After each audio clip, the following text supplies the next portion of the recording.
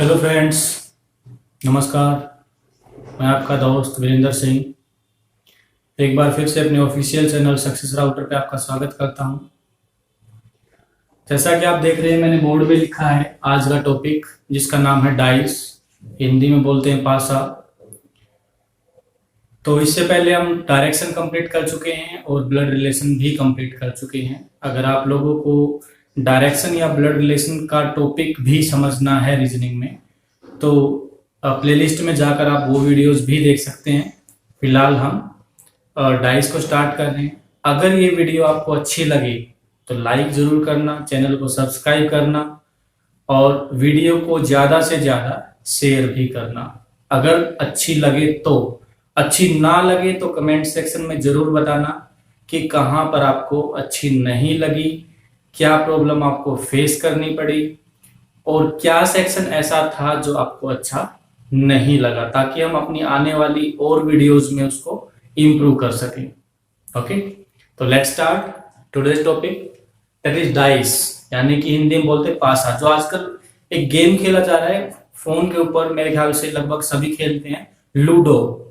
उसमें जैसे ही आप क्लिक करते हो तो वो बॉल उछलती है और ये आपको एक नंबर शो करती है ना। सेम ऐसा ही होता है डाइस, जिसको पासा बोलते हैं। तो लूडो ही मान लो कि लूडो को ही हम पासा बोल रहे हैं अभी। उसके 6 फेस होते हैं, फलक बोलते हैं हिंदी में इसको। तो 6 फेस होते हैं, जिसमें से हम एक बार में सिर्फ और सिर्फ 3 फेस देख सकते हैं। कितने देख सकते हैं? सिर्फ और सिर्फ 3 फेस। तो 3 फेस कौन से?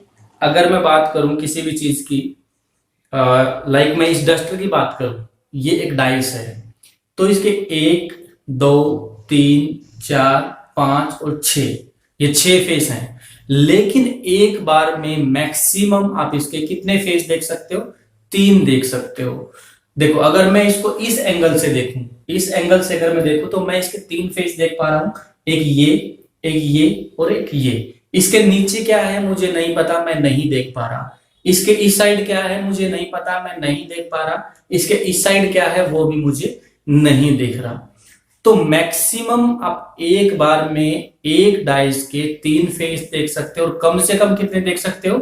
1 फेस। वो कैसे? जब आप इसको टॉप एंगल से देखोगे तो ये दिखेगा, आप इसको फ्रंट एंगल से देखोगे ये दिखेगा, मैं इसको ऐसे देखूंगा तो सिर्फ ये दिखेगा। लेकिन अगर मैं इसको थोड़ा सा एंगल चेंज करके देखूं तो मैक्सिमम मुझे इसके 3 फेस दिखाई दे सकते हैं 6 फेस में से। ठीक है, और उसी 3 फेस के बिहाफ पर हमें ये इसका आंसर निकालना है कि ये डाइस कैसी है, स्टैंडर्ड है या जनरल है, और किसके ऑपोजिट कौन सा नंबर होगा। नॉर्मली जो आप खेलते हो घर पे, वो स्टैंडर्ड डाइस होती है, जिसको आप लूडो में खेलते हैं, लूडो में यूज करते हैं, वो स्टैंडर्ड डाइस होती है, जिसको अभी मैं बताऊंगा कि कैसे कैसे सोल्व करना है। जैसा मैंने लिखा है यहाँ पर कि जो डाइस है वो 2 टाइप की है, स्टैंडर्ड और जनरल। जनरल को बोलते हैं सामान्य और स्टैंडर्ड को बोलते हैं मानक। मानक पासा और सामान्य पासा। अब कैसे उनको पहचानेंगे, स्टैंडर्ड कौन सी है और जनरल कौन सी है? तो स्टैंडर्ड में हम क्या करेंगे कि कोई भी 2 फेस, किसी भी डाइस के जो 3 फेस हमें दिखाई दे रहे हैं, उनमें से किसी भी 2 फेस को जब आप जोड़ोगे तो जोड़ने के बाद अगर उनका सम 7 के बराबर नहीं आया, सम कितने के बराबर नहीं आया? 7 के बराबर, तो वो डाइस कैसी होगी? स्टैंडर्ड। देख लेते हैं। अभी देखो, मैंने यहां पर किया है कि a और b is not equal to 7। अब यहां पर a क्या है, b क्या है? तो a मैंने इसको मान लिया, b मैंने इसको मान लिया, c मैंने इसको मान लिया।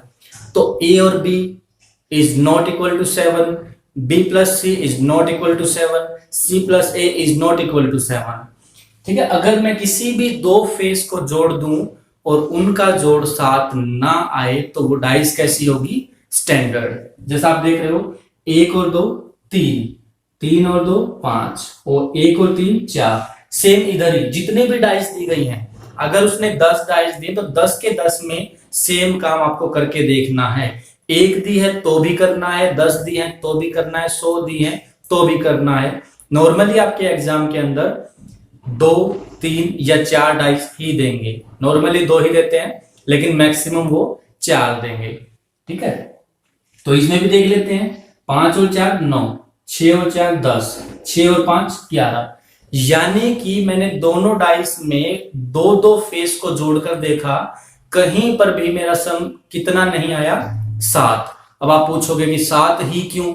ऐसा इस 7 में क्या है कि 7 ही आना चाहिए, 7 ही नहीं आना चाहिए, है ना? वो इसलिए कि जो आपकी स्टैंडर्ड डाइस होती है, जो आप घर पे खेलते हो, जो लूडो खेलते हो मोबाइल के अंदर, उसके आमने सामने के जो फेस होते हैं, ऑपोजिट फेस का सम 7 होता है। यानी कि अगर ऊपर 1 है तो नीचे कितना होगा, 6। अगर इधर 5 है तो इधर कितना होगा, 2। तो आमने सामने के दोनों फेस को जोड़ने के बाद 7 आना चाहिए। और अगर आमने सामने वाले 7 आ रहे हैं तो इसका मतलब बराबर वाले तो नहीं आएंगे, और अगर बराबर वाले आए तो आमने सामने वाले नहीं आएंगे। ओके, देखते हैं अभी यहां पर हमने देखा कि बराबर वाले जो फेस थे उनका जोड़ 7 नहीं आया, तो हमें पता चला कि डाइस कैसी है, ये स्टैंडर्ड डाइस है। और स्टैंडर्ड डाइस में हमें क्या करना है, आंसर हमारे सामने होते हैं। अभी अभी मैंने क्लू दिया आपको कि ऑपोजिट फेस का जोड़ कितना होगा, 7। तो अगर उसने 1 के ऑपोजिट पूछा तो 1 के ऑपोजिट कितना होगा। अब 1 को इसके ऑपोजिट बताना है तो 7 में से घटा देंगे, तो 7 में से अगर 1 घटाएंगे तो कितना बचेगा, 6 बचेगा। तो 1 के ऑपोजिट कितना हुआ, 6। सेम ऐसे ही 2 के ऑपोजिट, तो 2 के ऑपोजिट कितना हुआ, 5। 3 के ऑपोजिट क्या हो जाएगा, 4। तो ये क्या होंगे आपके आंसर्स, किसके और कब? ये आंसर होंगे आपके स्टैंडर्ड डाइस के। कब? जब ए और बी का जोड़ 7 के बराबर ना आए। अगर 7 आ जाए तो क्या करेंगे? अब क्वेश्चन ये है कि अगर 7 नहीं आया तो आंसर हमारे सामने है। अगर 7 आ गया, व्हाट इफ, अगर 7 आ गया तो हम क्या करेंगे, फिर क्वेश्चन को सोल्व कैसे करेंगे? तो भी घबराने की जरूरत नहीं, बिल्कुल आसान सा तरीका है। ए और बी अगर 7 आया तो डाइस कैसी होगी, जनरल डाइस। सबसे पहले डाइस के क्वेश्चन को सोल्व करने के लिए हमें क्या करना है, डाइस को चेक करना है वो जनरल है या स्टैंडर्ड। जनरल है तो जनरल का फॉर्मूला लगाएंगे, स्टैंडर्ड है तो आंसर आपके सामने है, हमेशा यही आंसर रहेंगे जैसे ही आपको पता चला कि डाइस स्टैंडर्ड है। ओके, तो जनरल में देख लेते हैं अभी कैसा होगा। 1 और 2 3, 3 और 2 5, 3 और 1 4। यानी कि पहली डाइस में 7 नहीं आया, कोई बात नहीं, दूसरी डाइस को देखेंगे। 5 और 3 8, 5 और 4 9, 4 और 3 7। अब इन दोनों को जब मैंने जोड़ा तो कितना आया, 7। कंडीशन क्या थी कि ए और बी को जोड़ने के बाद 7 आना चाहिए, और ये यहां पर आ गया 4 और 3 7, तो 7 आ गया। इसका मतलब कैसी है डाइस, जनरल डाइस है। अब जनरल डाइस में हम क्या करेंगे देख लेते हैं कि जनरल डाइस में आंसर क्या होगा और कैसे कैसे निकालेंगे। उसके लिए एक बार इसको नोट कर लो ताकि मेरे पास थोड़ा सा स्पेस मिल जाए इसको फर्दर एक्सप्लेन करने के लिए। स्टैंडर्ड के आंसर जो हमने निकाले हैं, कैसे कैसे निकालने हैं और क्या क्या चीजें हमें देखनी है, एक बार उसका स्क्रीनशॉट आप ले सकते हो, नोट करना चाहो नोट कर सकते हो। उसके बाद में ये सेक्शन इसका रब करके ताकि मेरे पास स्पेस हो जाएगा। ओके,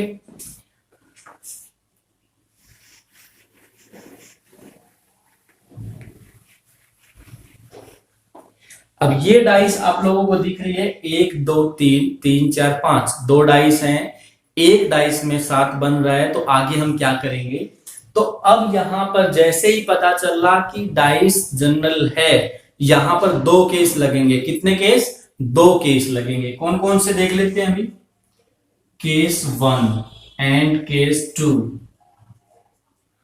केस 1 कब लगेगा, केस 2 कब लगेगा, वो मैं अभी बता रहा हूं, यहां पर वर्बली बताऊंगा, लिखूंगा नहीं क्योंकि स्पेस की थोड़ी सी प्रॉब्लम है और लिखने में भी टाइम ज्यादा लगेगा, वीडियो थोड़ी सी लंबी बन जाएगी, इसलिए मैं वर्बली बोल रहा हूं, थोड़ा सा ध्यान से जरूर सुनना। केस 1 कब लगेगा, केस 1 तब लगेगा जब डाइस में, अब जैसे यहां पर 2 डाइस दी है, 7 भी बन गया, तो कोई भी एक फेस कॉमन है, कोई भी एक फलक कॉमन है। अब जैसे 1 2 3 3 4 5, इन दोनों में कोई एक नंबर कॉमन होगा, अगर एक नंबर कॉमन हुआ तो केस लगेगा 1, अगर 2 नंबर कॉमन हुए तो केस लगेगा 2। अब केस 1 लगाकर या केस 2 लगाकर क्वेश्चन को कैसे सोल्व करेंगे, आप लोग यही सोच रहे होंगे। तो उसी के ऊपर अभी पहुंच जाते हैं कि केस 1 लगा के हम कैसे सोल्व करेंगे, केस 2 लगाकर हम कैसे सोल्व करेंगे। Okay, let's start. अब इसको देख लेते हैं। जो भी कॉमन है, केस 1 में क्या करना है कि जो भी कॉमन है उसको लिख लेंगे। कॉमन क्या है? 3। देखो दोनों डाइस में, इसमें भी 3 है और इसमें भी 3 है। दोनों डाइस में क्या कॉमन था? 3। जो भी कॉमन है उसको लिख लो। मैंने पहले डाइस 1 को लिखा, फिर मैं डाइस 2 को लिखूंगा। अब डाइस 1 में 3 कॉमन है, उसके बाद क्या करना है? उसके बाद आपकी मनमर्जी, जो भी करना चाहो कर सकते हो। क्लॉकवाइज घुमाना चाहो यानी कि घड़ी की दिशा में घुमाना चाहो, दक्षिण आवर्त घुमाना चाहो तो घुमा सकते हो। एंटी क्लॉकवाइज अगर घुमाना चाहो, वाम आवर्त घुमाना चाहो, घड़ी की दिशा के विपरीत घुमाना चाहो तो भी आप घुमा सकते हो। You are free to move, जैसे भी आपको अच्छा लगे। आपको क्लॉकवाइज घूमना अच्छा लगता है, एंटी क्लॉकवाइज घूमना अच्छा लगता है, जो भी आपका मन करे वो घूमो। अब जैसे मैंने इसको क्लॉकवाइज घुमाया, 3 था तो 3 से घड़ी की सुई ऐसे चलेगी। अब ओके, तो 3 के बाद क्या नंबर आया? जो भी नंबर आया वो मैं लिखता जाऊंगा। 3 के बाद क्या आया? 1, और 1 के बाद क्या आया? 2। डाइस 1 मेरी कंप्लीट। सेम काम ऐसा ही डाइस 2 में करेंगे। जो कॉमन था उसके नीचे मैं अभी खाली छोड़ रहा हूं। देखो मैं यहाँ पर कुछ नहीं लिख रहा। 3 के नीचे 3 तो आ ही नहीं सकता है ना, 3 के अपोजिट तो 3 आएगा नहीं, कुछ और नंबर आएगा। तो इसलिए 3 के नीचे का जो स्पेस है उसको मैं खाली छोड़ रहा हूं फिलहाल। उसके बाद आगे कंटिन्यू करते। 3 के बाद अगर इसको भी मैं क्लॉकवाइज घुमाऊं तो 3 के बाद क्या आएगा? 4। तो 3 यहां था, इसके नेक्स्ट 4 एंड नेक्स्ट 5।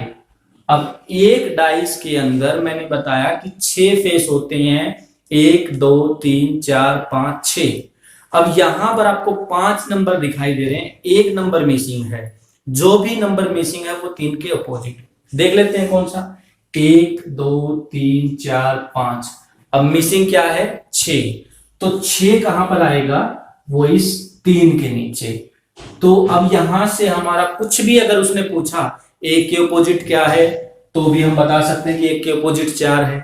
2 का अगर पूछा तो 2 का ही बता सकते हैं कि 2 के अपोजिट 5 है। 3 का अगर पूछा होता तो 3 के अपोजिट भी हमारा आंसर आ चुका है कि 3 के अपोजिट क्या होगा? 6 होगा। तो ये हमारे क्या होंगे? आंसर्स। लेकिन ये हर बार सेम आंसर नहीं होंगे।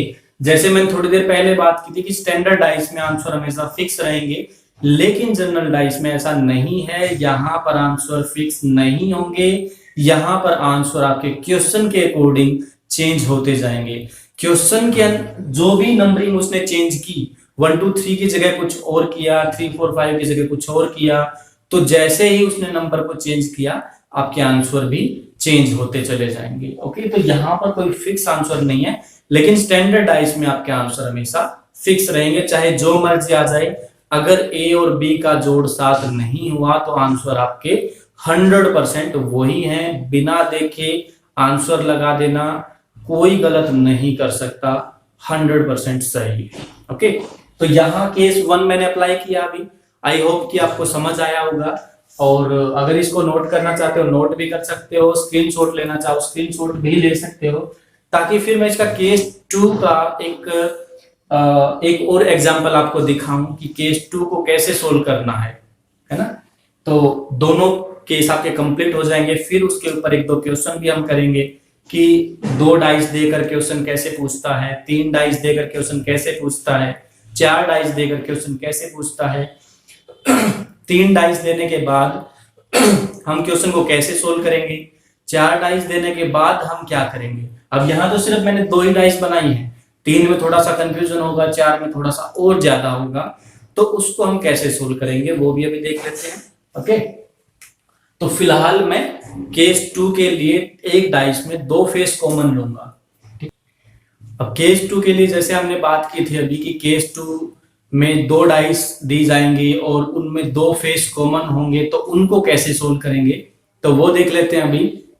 अब देखो यहाँ सबसे पहला काम क्या था कि 7 देखना है। अब यहाँ पर 7 चेक करना कि 7 बनेगा या नहीं बनेगा। केस 2 तभी लगेगा जब 7 बनेगा। अब यहाँ देखो 4 और 3 7, यहाँ देखो 4 और 3 7, यानी कि दोनों की दोनों डाइस में 7 बन रहा है। अब जरूरी नहीं कि दोनों डाइस में 7 बनेगा, हो सकता है किसी एक में ही बने, दूसरी में ना बने। अब जैसे अगर मैं यहाँ पर चेंज करना चाहूं तो यहां पर मैं इसको ऐसे भी कर सकता हूं कि 4 2 और 1, इस टाइप से भी कर सकता हूं। अब आप देखोगे कि 4 और 2 6, 1 और 2 3, 1 और 4 5। अब दूसरी डाइस में 7 नहीं बन रहा। ओके, तो मेरा काम सिर्फ इतना था कि केस 2 को कैसे लगाना ये बताना। अब यहां पर 7 बना, इस डाइस में 7 बना। अब यहां पर कॉमन देखो कितने हैं, 2 कॉमन होने चाहिए केस 2 के लिए। अब 2 है इसमें, ये रहा, 4 है इसमें, ये रहा। कोई भी 2 फेस डाइस के अंदर कॉमन है तो अब हम क्या करेंगे। अब सिंपल सा आंसर है कि जो भी अनकॉमन फेस है, जो भी अनकॉमन फेस है वो ही, उसी का हम आंसर बता सकते हैं। जो कॉमन है उनका आंसर एग्जैक्टली नहीं बता पाएंगे। तो अब यहां पर देखो 4 और 2 कॉमन है, 4 और 2 कॉमन है, तो बचा क्या क्या, 1 और 3, यानी कि ये कॉमन नहीं है। अभी मैंने बताया कि अनकॉमन का ही बता सकते हैं कि वो एक दूसरे के ऑपोजिट होंगे। तो 1 के ऑपोजिट क्या होगा, अब यहां पर 3 होगा, क्योंकि 4 और 2 तो कॉमन है। अब 4 के ऑपोजिट अगर पूछा होता, एग्जैक्टली नंबर नहीं बता पाएंगे, बट 2 या 3 फेस में उसको हम बता सकते हैं। कैसे बताएंगे, अगर उसने पूछा होता कि बताओ भाई 4 के ऑपोजिट क्या होगा, तो हम कैसे इसको सोल्व करते कि 4 के ऑपोजिट क्या होगा। अब देखो 4, सबसे पहला काम क्या है कि 4 को चेक करो कि 4 कौन सी डाइस में है, किस किस प्लेसिंग पे है, और उसके बराबर में क्या क्या है। अभी जो भी हमें डाइस में दिखता है उसके ऑपोजिट जो होगा वो हमें नहीं दिखाई देगा।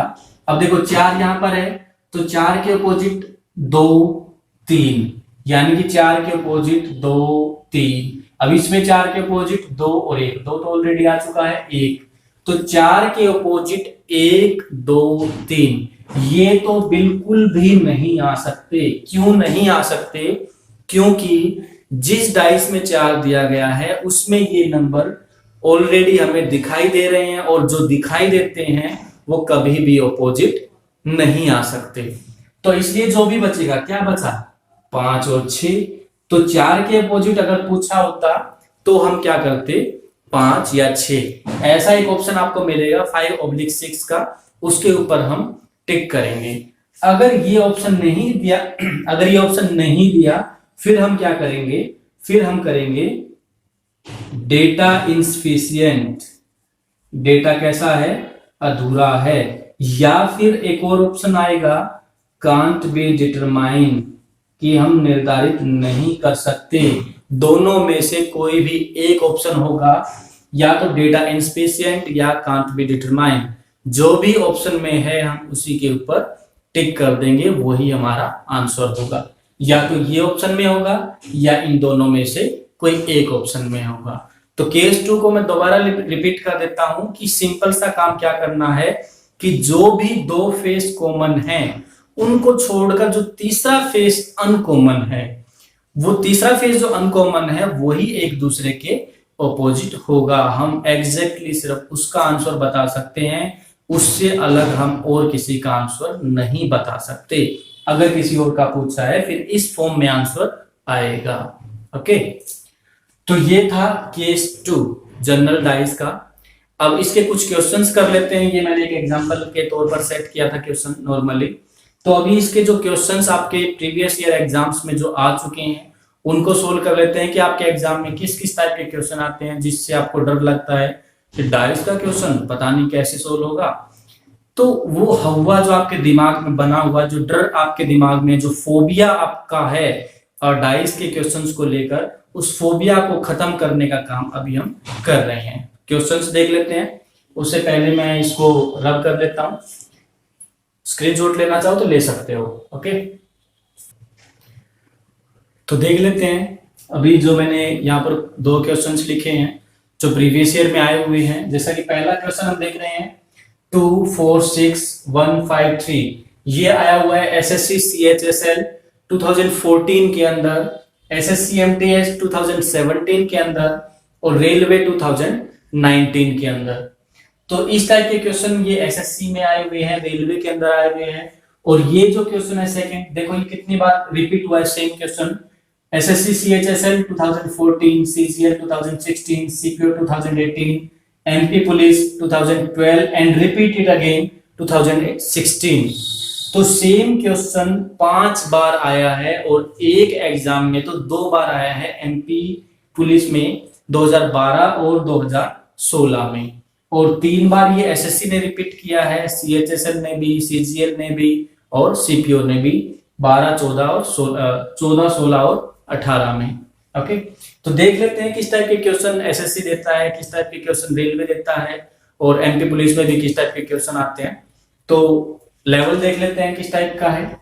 अब सबसे पहला काम मैंने बताया, डाइस के क्वेश्चन में क्या करना होता है कि आपको डाइस चेक करनी है कि वो स्टैंडर्ड है या फिर जनरल है। तो स्टैंडर्ड के लिए हमें क्या करना था कि a plus b is not equal to 7 and general के लिए a plus b is equal to 7। देख लेते हैं 2 और 3 6, 6 और 4 10, 2 और 6 8, यानी कि इस डाइस में 7 नहीं बना अभी तक। नेक्स्ट डाइस में देख लेते हैं 3 और 1 4, 5 और 3 8, 5 और 1 6, इस डाइस में भी 7 नहीं बना। तो ये डाइस कैसी हुई, स्टैंडर्ड डाइस हुई। अब स्टैंडर्ड डाइस है तो मैंने आंसर इनका पहले ही बताया था कि स्टैंडर्ड डाइस में 1 के अपोजिट 6, 2 के अपोजिट 5 और 3 के अपोजिट 4 होगा।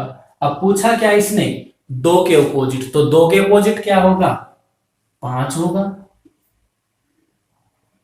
ओके, तो 2 के अपोजिट क्या हो जाएगा, 5 हो जाएगा। तो कितना सिंपल सा क्वेश्चन एसएससी पूछ रही है और बच्चे कह रहे हैं कि एसएससी में सिलेक्शन नहीं हो रहा। इस टाइप के क्वेश्चन आ रहे हैं फिर भी सिलेक्शन नहीं हो रहा, पता नहीं बच्चे कैसे तैयारी करते हैं। बिल्कुल मेरे ख्याल से तो ये आधी सेकंड का क्वेश्चन था, जैसे ही मैंने क्वेश्चन पढ़ा आंसर मेरे सामने आ गया था, है ना। तो आगे भी देख लेते हैं इसी टाइप का क्वेश्चन कैसे सीएचएसएल सीजीएल सीपीओ में दिया है। और एमपी पुलिस ने तो इसको इतना इंपॉर्टेंट समझा कि 2 बार दे दिया, 2012 और 2016 में। देख लेते हैं तो 4 और 3 7, अब यहां पर बन गया भाई 7, तो ये डाइस कैसी होगी, डाइस होगी जनरल। अब चेक करना है कि जनरल डाइस का केस 1 है या जनरल डाइस का केस 2 है, ये चेक करना है। अब यहां पर इसमें देखो 4 और 3 7 बन गया है, क्या इसमें भी 7 बना, नहीं बना, कोई बात नहीं। अब इसमें देखना में है कि कॉमन 1 नंबर कॉमन है या 2 नंबर कॉमन है। इसमें 3 है तो इसमें 3 नहीं है, इसमें 4 है तो इसमें 4 है, इसमें 2 है तो इसमें 2 नहीं है, यानी कि 1 नंबर कॉमन है। और 1 नंबर कॉमन है तो हमें क्या करना है, तो हमें केस 1 लगाना है। और केस 1 क्या था कि जो भी कॉमन है उसको लिखेंगे, क्लॉकवाइज या एंटी क्लॉकवाइज घूमेंगे, नंबरिंग करते चले जाएंगे और आंसर आ जाएगा।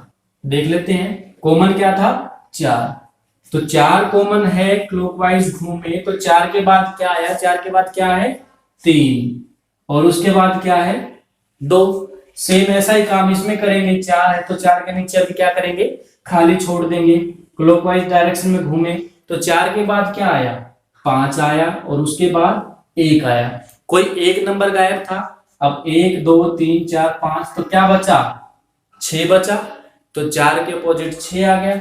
अब इसने पूछा क्या है 4 के अपोजिट, और 4 के अपोजिट क्या आया हमारा 6। अब कुछ भी पूछा होता, 1 के अपोजिट 2, 2 के अपोजिट 1, 3 के अपोजिट 5, 5 के अपोजिट 3, 4 के अपोजिट। तो अब देख लेते हैं कि 3 डाइस और 4 डाइस के क्वेश्चंस को कैसे सोल्व करना है। क्वेश्चंस मैंने लिख दिए यहाँ पर। अगर 3 डाइस दी है तो हम क्या करेंगे, सबसे पहला काम वही डाइस को चेक करेंगे कि डाइस कौन सी है, स्टैंडर्ड है या फिर जनरल है। अब देखेंगे इसमें 3 और 2 5, 4 3 7, अब यहां पर बन गया 7। अब हमें कुछ चेक करने की जरूरत नहीं है इस डाइस में।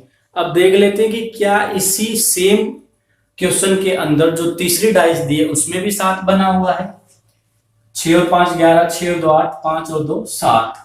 अब यहां पर बन गया 7, 2 डाइस में 7 है। अब यहां पर आप दोनों के दोनों केस अप्लाई कर सकते हो, केस 1 भी केस 2 भी। कैसे? केस 1 कैसे अप्लाई करेंगे?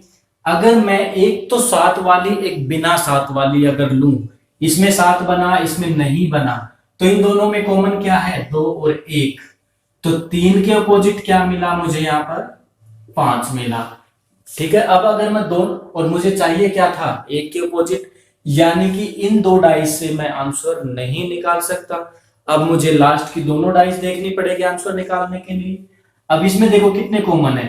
5 और 2 कॉमन है, 5 और 2 कॉमन है, तो बचा क्या?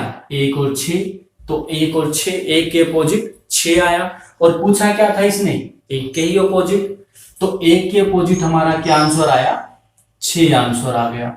अब ये पूछा किसने? देखो एसएससी सीपीओ, जिसके अंदर आप सब इंस्पेक्टर लगते हो, है ना, 2016 में ये क्वेश्चन आया हुआ है, और एसएससी ने फिर से इसको एमटीएस में भी दे दिया 2016 में, सेम ईयर में रिपीट कर दिया। अब देखो ऐसे ऐसे क्वेश्चन एसएससी दे रही है, और फिर भी बच्चे पता नहीं एसएससी सीजीएल सीपीओ के नाम से क्यों डरते हैं। इतने सिंपल सिंपल से क्वेश्चन आ रहे हैं ना। 3 का, ये 3 डाइस का था। अब एक क्वेश्चन और बचा आपका 4 डाइस वाला। वो 4 डाइस वाला भी देख लेते हैं कि 4 डाइस अगर दी है तो हम उसको कैसे। ये है 4 डाइस, तो इसमें हम क्या करेंगे? सबसे पहले वही काम, डाइस को चेक करना है। 6 और 4 10, 9 11, 3 6 1, 9 8 6, 5 9 6। किसी भी डाइस में हमारा जोड़ 7 नहीं बना, और 7 नहीं बना तो ये डाइस कैसी हुई? फिर हमारी स्टैंडर्ड डाइस हुई। और स्टैंडर्ड डाइस के आंसर्स मैंने आपको वीडियो के स्टार्टिंग में ही बताए थे कि 1 के अपोजिट 6 होगा, 2 के अपोजिट 5 होगा, और 3 के अपोजिट 4 होगा। ये स्टैंडर्ड डाइस के आंसर्स होंगे। अब इसने पूछा किसके अपोजिट है? 3 के अपोजिट, तो 3 के अपोजिट क्या है? 4, तो 3 के अपोजिट क्या है?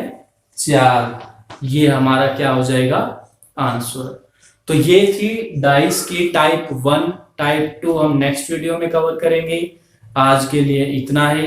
अगर आपको वीडियो अच्छी लगे तो वीडियो को लाइक करना, शेयर जरूर करना, और चैनल को सब्सक्राइब भी करना। Thank you, have a nice day.